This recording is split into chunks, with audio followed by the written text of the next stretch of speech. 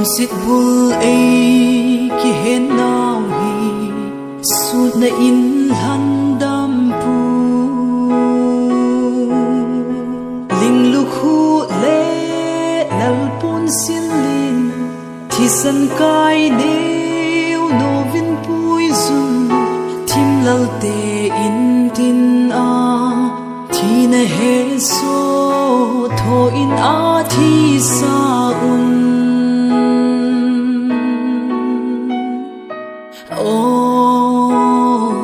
vanlal hi gen thei tin cheng tho chu Israel te le milin ten thu tan vai hong ten he chin le pakai lo pina chu thing pel chung a koi man khai sang lo ding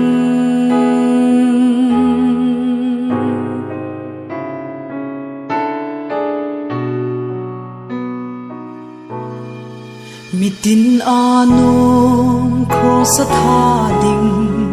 leilal te in sunga vanlal lung dong in akunin chon se te din along to in Calvary hang chunga amel mate chun han la sao ve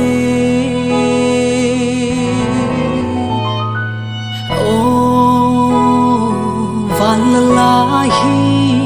gen thei tin cheng tho chu Israel te le milin ten thu tan vai hong ten he chin le pakai lo pina chu thing pel chunga koi man khai sang lo ding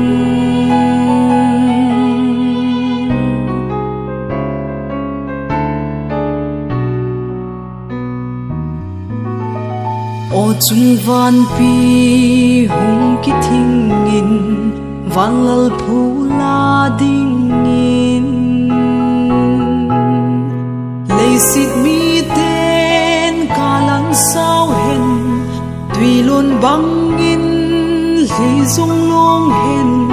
ling pi hung ki hot hen vanlal dom lai gen thea a thi ni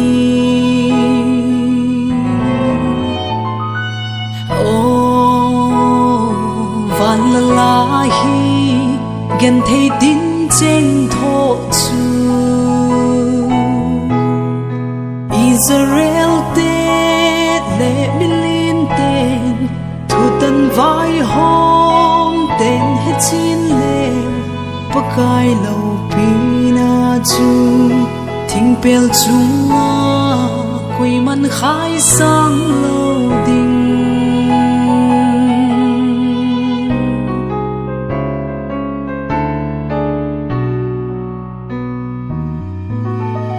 chọn xiết bul pi thì na gen thei zo vin na thâu ki tai thì na za la gen thei te chu hin kho tha in akipa un ei han dam pu zalin hin na kho pi kam no ma lo tao ve